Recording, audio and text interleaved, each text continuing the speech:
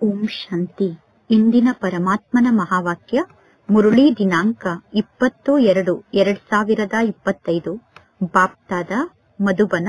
ಮಧುರ ಮಕ್ಕಳೇ, ಈಗ ವಿಕಾರಗಳನ್ನು ದಾನವಾಗಿ ನೀಡಿ, ಆಗ ನಿಮಗೆ ಹಿಡಿದಿರುವಂತಹ ಗ್ರಹಣ ಬಿಟ್ಟು ಹೋಗುತ್ತದೆ ಮತ್ತು ಈ ತಮೋ ಪ್ರಧಾನ ಜಗತ್ತು ಸತೋ ಪ್ರಧಾನ ಆಗುತ್ತದೆ. ಇಂದಿನ ಪ್ರಶ್ನೆಯಾಗಿದೆ, ಮಕ್ಕಳಾದ ನಿಮಗೆ ಯಾವ ಮಾತಿನಿಂದ ಎಂದೂ ಸಾಕಾಗಬಾರದು, ಅಂದರೆ ಯಾವ ಮಾತನ್ನು ನೋಡಿ ಎಂದೂ ಕೂಡ ನೀವು ನನಗೆ ಸುಸ್ತಾಗಿದೆ, ಸಾಕಾಗಿದೆ ಎಂದು ಹೇಳಬಾರದು. ಉತ್ತರ: ನಮ್ಮ ಈ ಜೀವನದಿಂದ ಎಂದೂ ನಮಗೆ ಸುಸ್ತಾಗಬಾರದು, ಅಂದರೆ ನಮ್ಮ ಈ ಜೀವನ ನಮಗೆ ಸಾಕಾಗಿದೆ ಎಂದು ಎಂದೂ ನಾವು ಹೇಳಬಾರದು. ಏಕೆಂದರೆ ನಮ್ಮ ಈ ಜನ್ಮಕ್ಕೆ ವಜ್ರ ಸಮಾನ ಜನ್ಮ ಎಂದು ಗಾಯನವನ್ನು ಮಾಡಲಾಗುತ್ತದೆ. ಅಂದ ಮೇಲೆ ನಮ್ಮ ಈ ಜೀವನದ ರಕ್ಷಣೆಯನ್ನು ಮಾಡಿಕೊಳ್ಳಬೇಕು, ಅಂದರೆ ನಮ್ಮ ಈ ಶರೀರದ ರಕ್ಷಣೆಯನ್ನು ಮಾಡಿಕೊಳ್ಳಬೇಕು. ನಾವು ಆರೋಗ್ಯವಂತರಾಗಿದ್ದರೆ ನಾವು ಜ್ಞಾನವನ್ನು ಕೇಳುತ್ತಿರುತ್ತೇವೆ. ಈ ಜಗತ್ತಿನಲ್ಲಿ ಎಷ್ಟು ದಿನ ನಾವು ಬದುಕಿರುತ್ತೇವೋ ಅಷ್ಟು ಸಂಪಾದನೆಯನ್ನು ಮಾಡಿಕೊಳ್ಳುತ್ತಿರುತ್ತೇವೆ. ಈ ಜಗತ್ತಿನಲ್ಲಿ ಎಷ್ಟು ದಿನ ಬದುಕಿರುತ್ತೇವೋ ಅಷ್ಟು ನಮ್ಮ ಲೆಕ್ಕಾಚಾರ ಕೂಡ ಚುಪ್ತ ಆಗುತ್ತಾ ಹೋಗುತ್ತದೆ. ಇಂದಿನ ಗೀತೆಯಾಗಿದೆ ಓಂ ನಮಃ ಶಿವಾಯ. ಓಂ ಶಾಂತಿ. ಇಂದು ಗುರುವಾರದ ದಿನ ಆಗಿದೆ. ಮಕ್ಕಳಾದ ನೀವು ಹೇಳುತ್ತೀರಾ ಇಂದು ಸದ್ಗುರುವಾರ ಎಂದು, ಏಕೆಂದರೆ ಸತ್ಯುಗವನ್ನು ಸ್ಥಾಪನೆ ಮಾಡುವಂತವರು ಪರಮಾತ್ಮ ತಂದೆ ಆಗಿದ್ದಾರೆ. ಸತ್ಯ ಗುರು ಆದಂತಹ ಪರಮಾತ್ಮ ತಂದೆ ಸತ್ಯುಗವನ್ನು ಸ್ಥಾಪನೆ ಮಾಡುತ್ತಾರೆ. ಸತ್ಯನಾರಾಯಣನ ಕಥೆಯನ್ನೂ ಕೂಡ ಪ್ರತ್ಯಕ್ಷದಲ್ಲಿ ಪರಮಾತ್ಮ ತಂದೆ ನಮಗೆ ತಿಳಿಸುತ್ತಾರೆ. ನರನಿಂದ ನಮ್ಮನ್ನು ಪರಮಾತ್ಮ ತಂದೆ ನಾರಾಯಣನನ್ನಾಗಿ ಮಾಡುತ್ತಾರೆ. ಗಾಯನ ಕೂಡ ಇದೆ, ಸರ್ವರ ಸದ್ಗತಿದಾತ ಎಂದು. ಪುನಃ ಪರಮಾತ್ಮ ತಂದೆ ವೃಕ್ಷಪತಿ ಕೂಡ ಆಗಿದ್ದಾರೆ. ಇದು ಮನುಷ್ಯ ಸೃಷ್ಟಿ ಅನ್ನುವ ವೃಕ್ಷ ಆಗಿದೆ. ಈ ವೃಕ್ಷಕ್ಕೆ ಕಲ್ಪವೃಕ್ಷ ಎಂದು ಕರೆಯಲಾಗುತ್ತದೆ. ಕಲ್ಪ ಕಲ್ಪದಲ್ಲೂ, ಅಂದರೆ 5000 ವರ್ಷದ ನಂತರ ಪುನಃ ಈ ನಾಟಕ ಚಕ್ರ ಇದೇ ರೀತಿ ಪುನರಾವರ್ತನೆ ಆಗುತ್ತದೆ. ಹೇಗೆ ಈ ಜಗತ್ತಿನಲ್ಲಿರುವ ಸ್ಥೂಲ ವೃಕ್ಷಗಳು ಕೂಡ ಪುನಃ ರಿಪೀಟ್ ಆಗುತ್ತಿರುತ್ತದೆ. ಸ್ಥೂಲ ವೃಕ್ಷದಲ್ಲಿ 6 ತಿಂಗಳವರೆಗೂ ಹೂಗಳು ಬಿಡುತ್ತದೆ. ನಂತರ ತೋಟವನ್ನು ನೋಡಿಕೊಳ್ಳುವಂತಹ ಮಾಲಿಗಳು ವೃಕ್ಷದ ಬೇರನ್ನು ಕಿತ್ತು ಪುನಃ ಬೇರೆ ಕಡೆ ವೃಕ್ಷವನ್ನು ಹಚ್ಚುತ್ತಾರೆ. ನಂತರ ಪುನಃ ಆ ವೃಕ್ಷದಲ್ಲಿ ಹೂಗಳು ಬಿಡುತ್ತದೆ. ಈಗ ಮಕ್ಕಳಾದ ನೀವು ಅರ್ಥ ಮಾಡಿಕೊಂಡಿದ್ದೀರಾ, ಪರಮಾತ್ಮ ತಂದೆಯ ಜಯಂತಿಯನ್ನು ಅರ್ಧ ಕಲ್ಪದಿಂದ ಆಚರಣೆ ಮಾಡುತ್ತಾ ಬಂದಿದ್ದೇವೆ. ಅರ್ಧ ಕಲ್ಪದವರೆಗೂ ಪರಮಾತ್ಮ ತಂದೆಯನ್ನು ಮರೆತು ಬಿಡುತ್ತೇವೆ. ಭಕ್ತಿ ಮಾರ್ಗದಲ್ಲಿ ಅರ್ಧ ಕಲ್ಪ ಪರಮಾತ್ಮ ತಂದೆಯನ್ನು ನೆನಪು ಮಾಡುತ್ತೇವೆ. ಪರಮಾತ್ಮ ತಂದೆ ಯಾವಾಗ ಬಂದು ಈ ಹೂದೋಟವನ್ನು ಸ್ಥಾಪನೆ ಮಾಡುತ್ತಾರೆ? ಅನೇಕ ಪ್ರಕಾರದ ದಶೆ ಇದೆ ತಾನೆ. ಬೃಹಸ್ಪತಿಯ ದಶೆ ಕೂಡ ಇದೆ, ಅಂದರೆ ಗುರು ದಶೆ ಕೂಡ ಇದೆ. ಇಳಿಯುವ ಕಲೆಯಲ್ಲಿ ಬರುವಂತಹ ದಶೆಗಳು ಕೂಡ ಇರುತ್ತದೆ. ಈ ಸಮಯದಲ್ಲಿ ಭಾರತಕ್ಕೆ ರಾಹುವಿನ ಗ್ರಹಣ ಹಿಡಿದಿದೆ. ಚಂದ್ರನಿಗೆ ಯಾವಾಗ ಗ್ರಹಣ ಹಿಡಿಯುತ್ತದೆಯೋ ಆಗ ದಾನವನ್ನು ಕೊಟ್ಟರೆ ಗ್ರಹಣ ಬಿಟ್ಟು ಹೋಗುತ್ತದೆ ಎಂದು ಎಲ್ಲರೂ ಹೇಳುತ್ತಾರೆ. ಈಗ ಪರಮಾತ್ಮ ತಂದೆ ತಿಳಿಸುತ್ತಾರೆ, ಈ ಪಂಚ ವಿಕಾರವನ್ನು ದಾನವಾಗಿ ನೀಡಿ, ಆಗ ಗ್ರಹಣ ಬಿಟ್ಟು ಹೋಗುತ್ತದೆ. ಈ ಸಂಪೂರ್ಣ ಸೃಷ್ಟಿಗೆ ಈಗ ಗ್ರಹಣ ಹಿಡಿದಿದೆ. ಪಂಚತತ್ವಕ್ಕೂ ಕೂಡ ಗ್ರಹಣ ಹಿಡಿದಿದೆ, ಏಕೆಂದರೆ ಪಂಚತತ್ವ ಕೂಡ ತಮೋ ಪ್ರಧಾನ ಆಗಿದೆ. ಪ್ರತಿಯೊಂದು ವಸ್ತು ಮೊದಲು ಹೊಸದಾಗಿರುತ್ತದೆ, ನಂತರ ಅವಶ್ಯವಾಗಿ ಪ್ರತಿಯೊಂದು ವಸ್ತು ಹಳೆಯ ವಸ್ತು ಆಗುತ್ತದೆ. ಹೊಸ ವಸ್ತುವಿಗೆ ಸತೋ ಪ್ರಧಾನ ವಸ್ತು ಎಂದು ಕರೆಯಲಾಗುತ್ತದೆ, ಹಳೆಯ ವಸ್ತುವಿಗೆ ತಮೋ ಪ್ರಧಾನ ವಸ್ತು ಎಂದು ಕರೆಯಲಾಗುತ್ತದೆ. ಸಣ್ಣ ಮಕ್ಕಳನ್ನು ಸತೋ ಪ್ರಧಾನ ಮಹಾತ್ಮರಿಗಿಂತ ಶ್ರೇಷ್ಠರು ಎಂದು ಹೇಳಲಾಗುತ್ತದೆ, ಏಕೆಂದರೆ ಮಕ್ಕಳಲ್ಲಿ ಪಂಚವಿಕಾರ ಇರುವುದಿಲ್ಲ. ಸನ್ಯಾಸಿಗಳು ಕೂಡ ಬಾಲ್ಯದಿಂದಲೇ ಭಕ್ತಿಯನ್ನು ಮಾಡುತ್ತಾರೆ. ಹೇಗೆ ರಾಮತೀರ್ಥ ಅನ್ನುವ ಸನ್ಯಾಸಿ ಶ್ರೀಕೃಷ್ಣನ ಪೂಜಾರಿಯಾಗಿದ್ದರು, ನಂತರ ಅವರು ಯಾವಾಗ ಸನ್ಯಾಸವನ್ನು ಸ್ವೀಕಾರ ಮಾಡಿದರೋ ಆಗ ಪೂಜೆಯನ್ನು ಮಾಡುವುದು ನಿಂತು ಹೋಯಿತು, ಅಂದರೆ ಪೂಜೆ ಸಮಾಪ್ತಿಯಾಗಿ ಬಿಟ್ಟಿತು. ಈ ಸೃಷ್ಟಿಗೂ ಕೂಡ ಪವಿತ್ರತೆಯ ಶಕ್ತಿ ಬೇಕು. ಈ ಸೃಷ್ಟಿಯಲ್ಲಿ ಪವಿತ್ರತೆಯ ಶಕ್ತಿಯ ಅವಶ್ಯಕತೆ ಇದೆ. ಭಾರತ ಮೊದಲು ಸರ್ವಶ್ರೇಷ್ಠ ಪವಿತ್ರ ದೇಶ ಆಗಿತ್ತು. ಭಾರತ ಮೊದಲು ಎಲ್ಲಾ ದೇಶಕ್ಕಿಂತ ಹೆಚ್ಚು ಪವಿತ್ರ ದೇಶ ಆಗಿತ್ತು. ನಂತರ ಯಾವಾಗ ದೇವತೆಗಳು ವಾಮ ಮಾರ್ಗಕ್ಕೆ ಹೋಗುತ್ತಾರೋ, ಪುನಃ ಭೂಕಂಪ ಮುಂತಾದದ್ದು ಆದಾಗ ಸ್ವರ್ಗದ ಎಲ್ಲಾ ಸಾಮಗ್ರಿಗಳು, ಚಿನ್ನದ ಮಹಲ್ಗಳು ಸಮಾಪ್ತಿಯಾಗಿ ಬಿಡುತ್ತದೆ. ನಂತರ ಪುನಃ ಹೊಸದಾಗಿ ಎಲ್ಲಾ ವಸ್ತುಗಳ ನಿರ್ಮಾಣ ಆಗುತ್ತದೆ. ಅವಶ್ಯವಾಗಿ ವಿನಾಶ ಆಗುತ್ತದೆ. ಯಾವಾಗ ರಾವಣ ರಾಜ್ಯ ಪ್ರಾರಂಭ ಆಗುತ್ತದೆಯೋ ಆಗ ಅನೇಕ ಪ್ರಕಾರದ ಉಪದ್ರವಗಳು, ಅಂದರೆ ತೊಂದರೆಗಳು ಬರುತ್ತದೆ. ಈ ಸಮಯದಲ್ಲಿ ಎಲ್ಲರೂ ಪತಿತರಾಗಿದ್ದಾರೆ. ಸತ್ಯಯುಗದಲ್ಲಿ ದೇವತೆಗಳು ರಾಜ್ಯವನ್ನು ಆಳುತ್ತಾರೆ. ಅಸುರರು ಮತ್ತು ದೇವತೆಗಳು ಯುದ್ಧವನ್ನು ಮಾಡುತ್ತಾರೆ ಎಂದು ತೋರಿಸಲಾಗಿದೆ. ಅಸುರರಿಗೂ ಮತ್ತು ದೇವತೆಗಳಿಗೂ ಯುದ್ಧ ನಡೆಯುತ್ತದೆ ಎಂದು ತೋರಿಸಲಾಗಿದೆ. ಆದರೆ ದೇವತೆಗಳು ಸತ್ಯಯುಗದಲ್ಲಿ ಇರುತ್ತಾರೆ. ಅಂದ ಮೇಲೆ ಸತ್ಯಯುಗದಲ್ಲಿ ಹೇಗೆ ಯುದ್ಧ ನಡೆಯಲು ಸಾಧ್ಯ? ಸಂಗಮ ಯುಗದಲ್ಲಿ ದೇವತೆಗಳು ಇರುವುದಿಲ್ಲ. ಪಾಂಡವರು ಅನ್ನುವುದು ನಿಮ್ಮ ಹೆಸರಾಗಿದೆ. ಪಾಂಡವರು ಮತ್ತು ಕೌರವರು ಯುದ್ಧವನ್ನು ಮಾಡುವುದಿಲ್ಲ. ಪಾಂಡವರು ಮತ್ತು ಕೌರವರು ಯುದ್ಧವನ್ನು ಮಾಡಿದರು ಅನ್ನುವುದು ಅಸತ್ಯ ಮಾತಾಗಿದೆ. ಇದು ಎಷ್ಟು ದೊಡ್ಡ ವೃಕ್ಷ ಆಗಿದೆ. ಈ ವೃಕ್ಷದಲ್ಲಿ ಎಷ್ಟೊಂದು ಅಪಾರ ಎಲೆಗಳಿದೆ. ಈ ಎಲೆಗಳನ್ನು ಯಾರೂ ಲೆಕ್ಕ ಮಾಡಲು ಸಾಧ್ಯ ಇಲ್ಲ. ಸಂಗಮ ಯುಗದಲ್ಲಿ ದೇವತೆಗಳಂತೂ ಇರುವುದಿಲ್ಲ. ಪರಮಾತ್ಮ ತಂದೆ ಕುಳಿತು ಆತ್ಮರಿಗೆ ಜ್ಞಾನವನ್ನು ತಿಳಿಸುತ್ತಾರೆ. ಆತ್ಮವೇ ಜ್ಞಾನವನ್ನು ಕೇಳಿ ತಲೆಯನ್ನು ಅಲುಗಾಡಿಸುತ್ತದೆ. ನಾನು ಆತ್ಮ ಆಗಿದ್ದೇನೆ, ಪರಮಾತ್ಮ ತಂದೆ ನನಗೆ ಶಿಕ್ಷಣವನ್ನು ಕಲಿಸುತ್ತಿದ್ದಾರೆ ಅನ್ನುವ ಮಾತನ್ನು ನೀವೀಗ ಪಕ್ಕಾ ಮಾಡಿಕೊಳ್ಳಬೇಕು. ಪರಮಾತ್ಮ ತಂದೆ ನಮ್ಮನ್ನು ಪತಿತರಿಂದ ಪಾವನರನ್ನಾಗಿ ಮಾಡುತ್ತಾರೆ. ಆತ್ಮದಲ್ಲೇ ಒಳ್ಳೆಯ ಅಥವಾ ಕೆಟ್ಟ ಸಂಸ್ಕಾರ ಇರುತ್ತದೆ. ಆತ್ಮ ಕರ್ಮೇಂದ್ರಿಯದ ಮೂಲಕ ಹೇಳುತ್ತದೆ, ಪರಮಾತ್ಮ ತಂದೆ ನನಗೆ ಶಿಕ್ಷಣವನ್ನು ಕಲಿಸುತ್ತಾರೆ ಎಂದು. ಪರಮಾತ್ಮ ತಂದೆ ತಿಳಿಸುತ್ತಾರೆ, ನಿಮಗೆ ಶಿಕ್ಷಣವನ್ನು ಕಲಿಸಲು ನನಗೂ ಕೂಡ ಕರ್ಮೇಂದ್ರಿಯ ಅಂತೂ ಬೇಕು ತಾನೆ. ಕರ್ಮೇಂದ್ರಿಯದ ಮೂಲಕ ನಾನು ಜ್ಞಾನವನ್ನು ತಿಳಿಸುತ್ತೇನೆ. ಆತ್ಮಕ್ಕೆ ಖುಷಿ ಆಗುತ್ತದೆ. ಪರಮಾತ್ಮ ತಂದೆ ಪ್ರತಿ 5,000 ವರ್ಷದ ನಂತರ ನಮಗೆ ಜ್ಞಾನವನ್ನು ತಿಳಿಸುವುದಕ್ಕೋಸ್ಕರ ಈ ಸೃಷ್ಟಿಗೆ ಬರುತ್ತಾರೆ. ನೀವು ಪರಮಾತ್ಮ ತಂದೆಯ ಸಮ್ಮುಖದಲ್ಲಿ ಕುಳಿತಿದ್ದೀರಾ. ಮಧುಬನದ ಬಗ್ಗೆ ಮಹಿಮೆ ಕೂಡ ಇದೆ. ಮಧುಬನದ ಬಗ್ಗೆ ಮಹಿಮೆಯನ್ನು ಮಾಡಲಾಗುತ್ತದೆ. ಆತ್ಮರ ತಂದೆಯಾದ ಪರಮಾತ್ಮ ತಂದೆ ಮಧುಬನದಲ್ಲೇ ಇದ್ದಾರೆ ತಾನೆ. ಎಲ್ಲರೂ ಆ ಪರಮಾತ್ಮ ತಂದೆಯನ್ನು ಕೂಗಿ ಕರೆಯುತ್ತಾರೆ. ಪರಮಾತ್ಮ ತಂದೆ ಇಲ್ಲಿ ಸಮ್ಮುಖದಲ್ಲಿ ಇದ್ದಾರೆ. ನೀವು ಮಧುಬನದಲ್ಲಿ ತಂದೆಯ ಸಮ್ಮುಖದಲ್ಲಿ ಕುಳಿತಾಗ ನಿಮಗೆ ಖುಷಿಯಾಗುತ್ತದೆ. ಆದರೆ ಎಲ್ಲರೂ ಮಧುಬನಕ್ಕೆ ಬಂದು ಮಧುಬನದಲ್ಲೇ ಇರಲು ಸಾಧ್ಯ ಇಲ್ಲ. ನಿಮ್ಮ ಉದ್ಯೋಗ ವ್ಯವಹಾರವನ್ನು ನೀವು ನೋಡಿಕೊಳ್ಳಬೇಕು. ನೀವು ಸೇವೆಯ ಕಡೆ ಕೂಡ ಗಮನವನ್ನು ಕೊಡಬೇಕು. ಈಶ್ವರನ ಸೇವೆಯನ್ನು ನೋಡಿಕೊಳ್ಳಬೇಕು. ಆತ್ಮರಾದ ನೀವೆಲ್ಲರೂ ಸಾಗರ ಆದಂತಹ ಪರಮಾತ್ಮ ತಂದೆಯ ಬಳಿ ಬರುತ್ತೀರಾ. ತಂದೆ ನೀಡುವಂತಹ ಜ್ಞಾನವನ್ನು ಧಾರಣೆ ಮಾಡಿಕೊಂಡು ಹೋಗಿ ಪುನಃ ಅನ್ಯರಿಗೆ ಜ್ಞಾನವನ್ನು ತಿಳಿಸಬೇಕು. ಇಲ್ಲದಿದ್ದರೆ ಅನ್ಯರ ಕಲ್ಯಾಣವನ್ನು ಹೇಗೆ ಮಾಡಲು ಸಾಧ್ಯ? ಯೋಗಿ ಆತ್ಮರು ಮತ್ತು ಜ್ಞಾನಿ ಆತ್ಮರು ಅನ್ಯರಿಗೆ ಜ್ಞಾನವನ್ನು ತಿಳಿಸಬೇಕು ಅನ್ನುವ ಆಸಕ್ತಿಯನ್ನು ಇಟ್ಟುಕೊಂಡಿರುತ್ತಾರೆ. ಯೋಗಿ ಆತ್ಮರಿಗೆ, ಜ್ಞಾನಿ ಆತ್ಮರಿಗೆ ಅನ್ಯರಿಗೆ ಜ್ಞಾನವನ್ನು ತಿಳಿಸುವಂತಹ ಆಸಕ್ತಿ ಇರುತ್ತದೆ. ಈಗ ಶಿವ ಜಯಂತಿಯನ್ನು ಆಚರಣೆ ಮಾಡಲಾಗುತ್ತದೆ. ಭಗವಾನ್ ವಾಚ್ ಆಗಿದೆ. ಭಗವಾನ್ ವಾಚ್ ಎಂದು ಶ್ರೀಕೃಷ್ಣನಿಗೆ ಕರೆಯಲು ಸಾಧ್ಯ ಇಲ್ಲ. ಶ್ರೀಕೃಷ್ಣ ನುಡಿಸುವಂತಹ ವಾಣಿಗೆ ಭಗವಾನ್ ವಾಚ್ ಎಂದು ಹೇಳಲು ಸಾಧ್ಯ ಇಲ್ಲ. ಏಕೆಂದರೆ ಶ್ರೀಕೃಷ್ಣ ದೈವಿ ಗುಣವುಳ್ಳಂತಹ ಮನುಷ್ಯ ಆಗಿದ್ದಾರೆ. ದೈವಿ ಧರ್ಮ ಎಂದು ಕರೆಯಲಾಗುತ್ತದೆ. ಈಗ ಮಕ್ಕಳಾದ ನೀವು ಅರ್ಥ ಮಾಡಿಕೊಂಡಿದ್ದೀರಾ. ಈ ಸಮಯದಲ್ಲಿ ದೇವಿ ದೇವತಾ ಧರ್ಮ ಇಲ್ಲ. ಈಗ ದೇವತಾ ಧರ್ಮದ ಸ್ಥಾಪನೆ ನಡೆಯುತ್ತಿದೆ. ನೀವು ಎಂದೂ ಕೂಡ ನಾವೀಗ ದೇವಿ ದೇವತಾ ಧರ್ಮದ ಆತ್ಮರಾಗಿದ್ದೇವೆ ಎಂದು ಹೇಳಲು ಸಾಧ್ಯ ಇಲ್ಲ. ಇಲ್ಲ, ಈಗ ನೀವು ಬ್ರಾಹ್ಮಣ ಧರ್ಮದ ಆತ್ಮರಾಗಿದ್ದೀರಾ.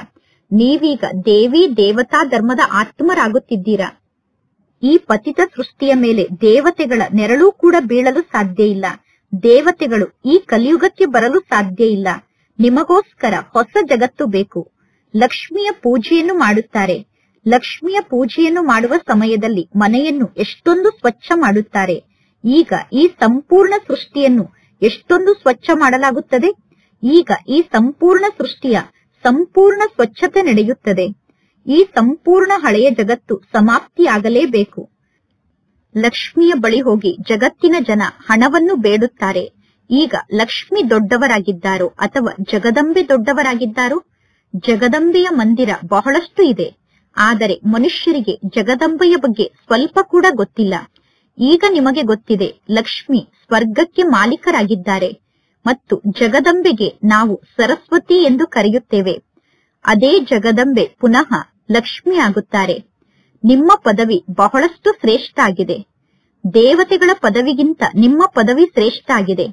ನಿಮ್ಮ ಪದವಿ ಶ್ರೇಷ್ಠ ಆಗಿದೆ. ದೇವತೆಗಳ ಪದವಿ ನಿಮಗಿಂತ ಕಡಿಮೆ ಆಗಿದೆ. ಸರ್ವಶ್ರೇಷ್ಠ ಆತ್ಮರು ಅಂದರೆ ಜುಟ್ಟಿಗೆ ಸಮಾನ ಆದಂತಹ ಬ್ರಾಹ್ಮಣರಾಗಿದ್ದಾರೆ. ಜುಟ್ಟಿಗೆ ಸಮಾನ ಆದಂತಹ ಬ್ರಾಹ್ಮಣರೇ ಸರ್ವಶ್ರೇಷ್ಠರಾಗಿದ್ದಾರೆ. ನೀವೀಗ ಎಲ್ಲರಿಗಿಂತ ಶ್ರೇಷ್ಠರಾಗಿದ್ದೀರಾ. ಸರಸ್ವತಿ ಜಗದಂಬೆ ಅನ್ನುವುದು ನಿಮ್ಮ ಮಹಿಮೆಯಾಗಿದೆ ಅಂದ ಮೇಲೆ ಸರಸ್ವತಿಯ ಮೂಲಕ ಜಗದಂಬೆಯ ಮೂಲಕ ಯಾವ ಪ್ರಾಪ್ತಿ ಸಿಗುತ್ತದೆ? ಇಡೀ ಸೃಷ್ಟಿಯ ರಾಜ್ಯಭಾಗ್ಯ ಸಿಗುತ್ತದೆ.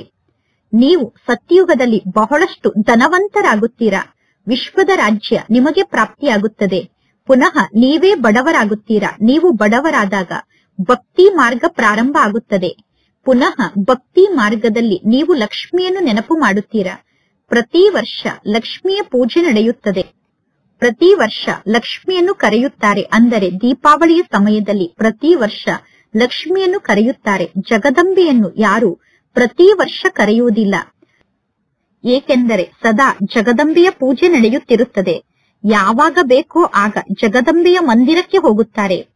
ಇಲ್ಲಿ ನೀವು ಕೂಡ ಯಾವಾಗ ಬೇಕೋ ಆಗ ಜಗದಂಬೆಯ ಜೊತೆಗೆ ಮಿಲನವನ್ನು ಮಾಡಬಹುದು. ನೀವೆಲ್ಲರೂ ಜಗದಂಬೆಯರಾಗಿದ್ದೀರಾ. ಎಲ್ಲರನ್ನೂ ವಿಶ್ವಕ್ಕೆ ಮಾಲೀಕರನ್ನಾಗಿ ಮಾಡುವುದಕ್ಕೋಸ್ಕರ ಎಲ್ಲರಿಗೂ ಮಾರ್ಗವನ್ನು ತೋರಿಸುವಂತವರು ನೀವಾಗಿದ್ದೀರಾ. ಜಗತ್ತಿನ ಜನ ಜಗದಂಬೆಯ ಸಮ್ಮುಖಕ್ಕೆ ಹೋಗಿ ಎಲ್ಲಾ ವಸ್ತುಗಳನ್ನೂ ಬೇಡುತ್ತಾರೆ. ಲಕ್ಷ್ಮಿಯ ಬಳಿ ಕೇವಲ ಧನವನ್ನು ಬೇಡುತ್ತಾರೆ. ಆದರೆ ಜಗದಂಬೆಯ ಸಮ್ಮುಖಕ್ಕೆ ಹೋಗಿ ಎಲ್ಲಾ ಇಚ್ಛೆಗಳನ್ನು ಪ್ರಕಟಗೊಳಿಸುತ್ತಾರೆ. ಅಂದರೆ ಜಗದಂಬೆಯ ಸಮ್ಮುಖದಲ್ಲಿ ತಮ್ಮ ಎಲ್ಲಾ ಇಚ್ಛೆಗಳನ್ನು ಹೇಳಿಕೊಳ್ಳುತ್ತಾರೆ. ಅಂದ ಮೇಲೆ ಈಗ ಸರ್ವಶ್ರೇಷ್ಠ ಪದವಿ ಯಾರದ್ದಾಗಿದೆ? ಜಗದಂಬೆ ಆದಂತಹ ನಿಮ್ಮ ಪದವಿ ಶ್ರೇಷ್ಠ ಆಗಿದೆ. ಏಕೆಂದರೆ ಈ ಸಮಯದಲ್ಲಿ ನೀವು ಬಂದು ಪರಮಾತ್ಮ ತಂದೆಗೆ ಮಕ್ಕಳಾಗಿದ್ದೀರಾ. ಪರಮಾತ್ಮ ತಂದೆ ನಿಮಗೆ ಆಸ್ತಿಯನ್ನು ನೀಡುತ್ತಾರೆ. ನೀವೀಗ ಈಶ್ವರನ ಸಂಪ್ರದಾಯದವರಾಗಿದ್ದೀರಾ. ನಂತರ ನೀವು ದೈವಿ ಸಂಪ್ರದಾಯದವರಾಗುತ್ತೀರಾ. ಈ ಸಮಯದಲ್ಲಿ ನಿಮ್ಮ ಎಲ್ಲಾ ಮನೋಕಾಮನೆಗಳು ಭವಿಷ್ಯಕ್ಕೋಸ್ಕರ ಪೂರ್ಣ ಆಗುತ್ತಿದೆ. ಮನುಷ್ಯರಿಗೆ ಕಾಮನೆಯಂತೂ ಇರುತ್ತದೆ ತಾನೆ, ಮನುಷ್ಯರಿಗೆ ಇಚ್ಛೆಯಂತೂ ಇರುತ್ತದೆ ತಾನೆ. ಈಗ ನಿಮ್ಮ ಎಲ್ಲಾ ಇಚ್ಛೆಗಳೂ ಪೂರ್ಣ ಆಗುತ್ತದೆ. ಅಂದರೆ ಈಗ ನಿಮ್ಮ ಎಲ್ಲಾ ಕಾಮನೆಗಳೂ ಪೂರ್ಣ ಆಗುತ್ತದೆ. ಈ ಕಲಿಯುಗಿ ಜಗತ್ತು ಅಸುರಿ ಜಗತ್ತಾಗಿದೆ. ಈ ಕಲಿಯುಗದಲ್ಲಿ ನೋಡಿ ಎಷ್ಟೊಂದು ಜನ ಮಕ್ಕಳಿಗೆ ಜನ್ಮವನ್ನು ನೀಡುತ್ತಾರೆ. ಈಗ ಮಕ್ಕಳಾದ ನಿಮಗೆ ಪರಮಾತ್ಮ ತಂದೆ ಸಾಕ್ಷಾತ್ಕಾರವನ್ನು ಮಾಡಿಸುತ್ತಿದ್ದಾರೆ. ಸತ್ಯುಗದಲ್ಲಿ ಹೇಗೆ ಶ್ರೀಕೃಷ್ಣ ಜನ್ಮವನ್ನು ಪಡೆದುಕೊಳ್ಳುತ್ತಾರೆ ಅನ್ನುವ ಸಾಕ್ಷಾತ್ಕಾರ ಈಗ ನಿಮಗೆ ಆಗುತ್ತದೆ. ಸತ್ಯುಗದಲ್ಲಿ ಎಲ್ಲವೂ ಕಾಯಿದೆಗನುಸಾರವಾಗಿ ನಡೆಯುತ್ತದೆ. ಸತ್ಯುಗದಲ್ಲಿ ದುಃಖದ ಹೆಸರೂ ಕೂಡ ಇರುವುದಿಲ್ಲ. ಸತ್ಯುಗಕ್ಕೆ ಸುಖಧಾಮ ಎಂದು ಕರೆಯಲಾಗುತ್ತದೆ. ನೀವು ಅನೇಕ ಬಾರಿ ಈ ರೀತಿ ಸುಖವನ್ನು ಅನುಭವ ಮಾಡಿದ್ದೀರಾ ಮತ್ತು ಅನೇಕ ಬಾರಿ ಮಾಯಿಗೆ ಸೋತಿದ್ದೀರಾ ಮತ್ತು ಅನೇಕ ಬಾರಿ ವಿಜಯವನ್ನು ಕೂಡ ಪಡೆದುಕೊಂಡಿದ್ದೀರಾ. ಈಗ ನಿಮಗೆ ಸ್ಮೃತಿ ಬಂದಿದೆ, ಸ್ವಯಂ ಪರಮಾತ್ಮ ತಂದೆ ನಮಗೆ ಶಿಕ್ಷಣವನ್ನು ಕಲಿಸುತ್ತಿದ್ದಾರೆ ಎಂದು. ಸ್ವಯಂ ಪರಮಾತ್ಮ ತಂದೆ ಶಿಕ್ಷಣವನ್ನು ಕಲಿಸುತ್ತಿದ್ದಾರೆ ಅನ್ನುವ ಸ್ಮೃತಿ ಈಗ ನಿಮಗೆ ಇದೆ.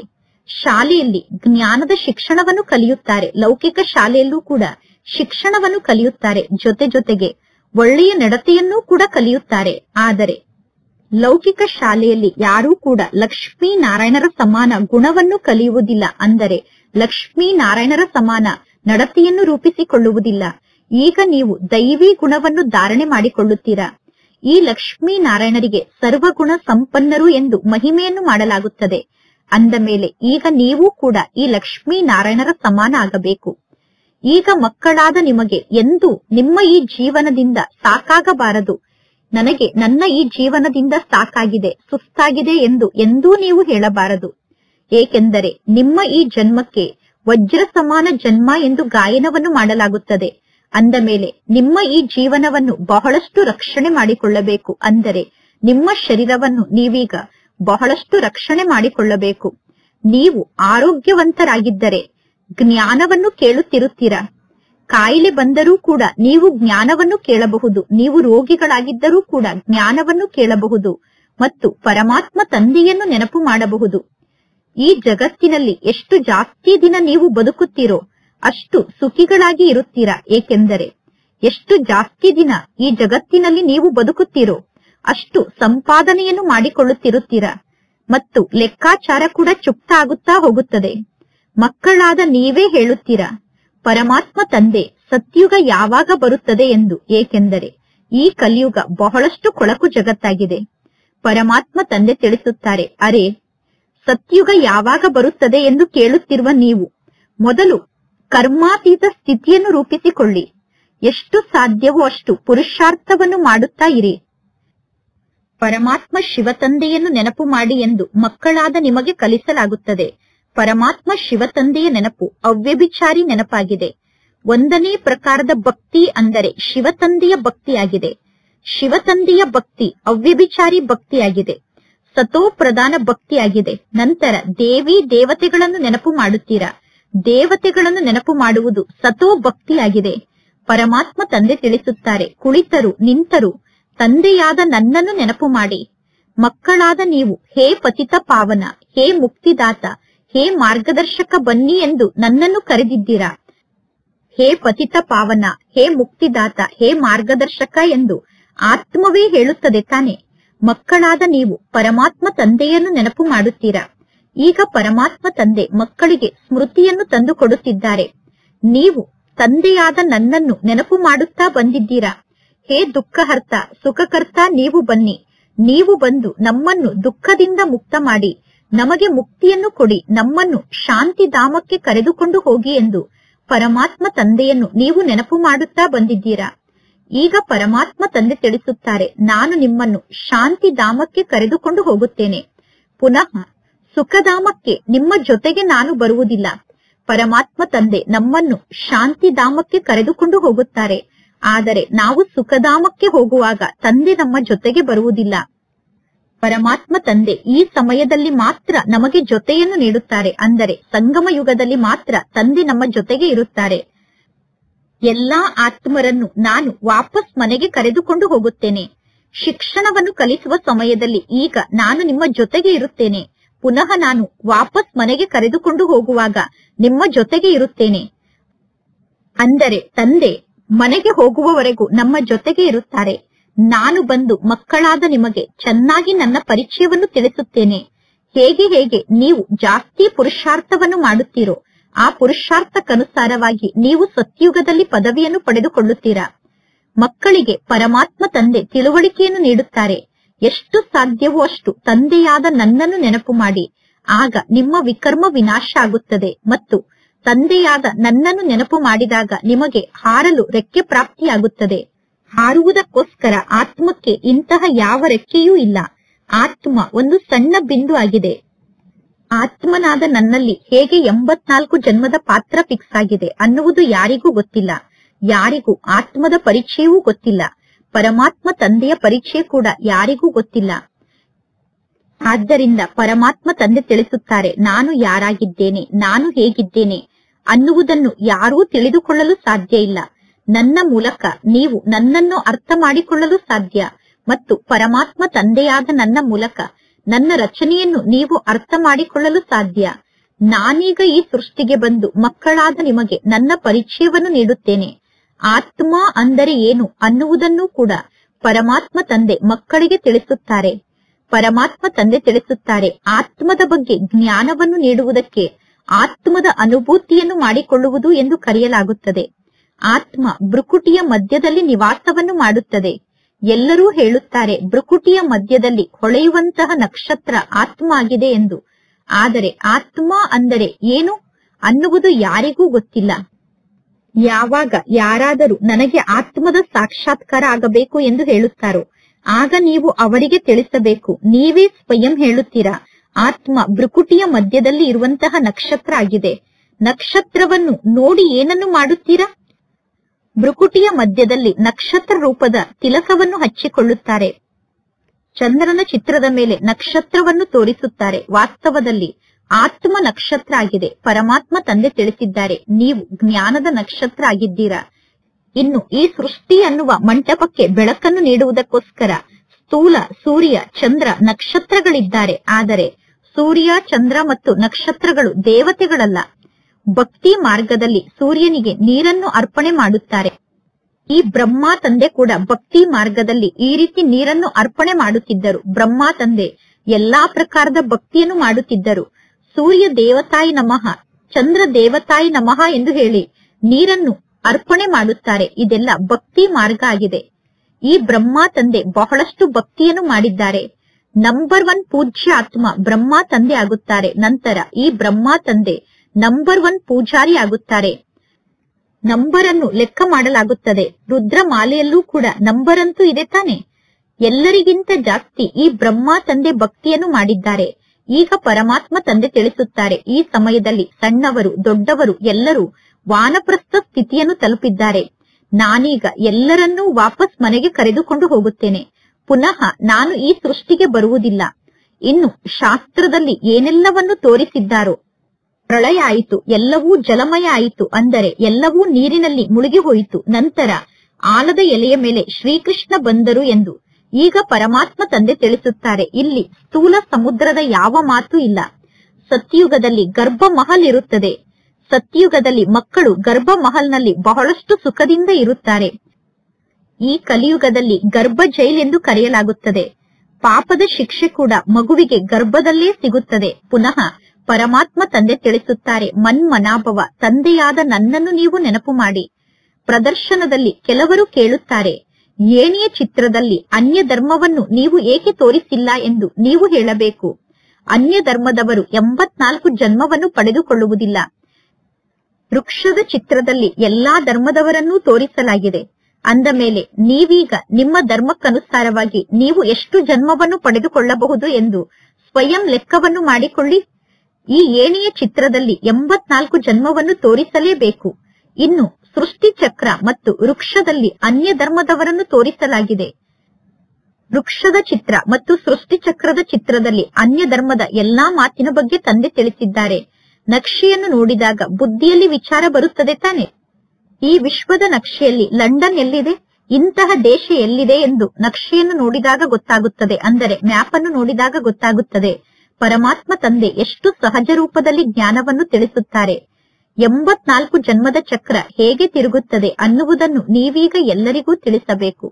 ಎಲ್ಲರೂ ಈಗ ತಮೋ ಪ್ರಧಾನರಿಂದ ಸತೋ ಪ್ರಧಾನರಾಗಬೇಕು. ಅಂದ ಮೇಲೆ ಬೇಹದ್ದಿನ ತಂದೆಯನ್ನು ನೆನಪು ಮಾಡಿ. ಆಗ ನೀವು ಪಾವನ ಆತ್ಮರಾಗುತ್ತೀರಾ. ನಂತರ ನೀವು ಪುನಃ ಪಾವನರಾಗಿ ಪಾವನ ಜಗತ್ತಿಗೆ ಹೋಗುತ್ತೀರಾ. ಸತ್ಯಯುಗದಲ್ಲಿ ಯಾವುದೇ ಪ್ರಕಾರದ ಕಷ್ಟದ ಮಾತು ಇರುವುದಿಲ್ಲ. ಎಷ್ಟು ಸಮಯ ಸಿಗುತ್ತದೆಯೋ ಅಷ್ಟು ಸಮಯ ತಂದೆಯನ್ನು ನೆನಪು ಮಾಡಿ. ಆಗ ತಂದೆಯನ್ನು ನೆನಪು ಮಾಡುವಂತಹ ಅಭ್ಯಾಸ ಪಕ್ಕಾ ಆಗಿಬಿಡುತ್ತದೆ. ಪರಮಾತ್ಮ ತಂದೆಯ ನೆನಪಿನಲ್ಲಿ ನೀವು ದೆಹಲಿಯವರೆಗೂ ನಡೆದುಕೊಂಡು ಹೋದರೂ ಕೂಡ ನಿಮಗೆ ಸುಸ್ತಾಗಲು ಸಾಧ್ಯ ಇಲ್ಲ. ಸತ್ಯವಾಗಿಯೂ ತಂದೆಯ ನೆನಪಿನಲ್ಲಿ ಸ್ಥಿತ ಆಗಿದ್ದರೆ ದೇಹದ ಅಭಿಮಾನ ಸಮಾಪ್ತಿಯಾಗುತ್ತದೆ. ಆಗ ನಿಮಗೆ ಸುಸ್ತಾಗಲು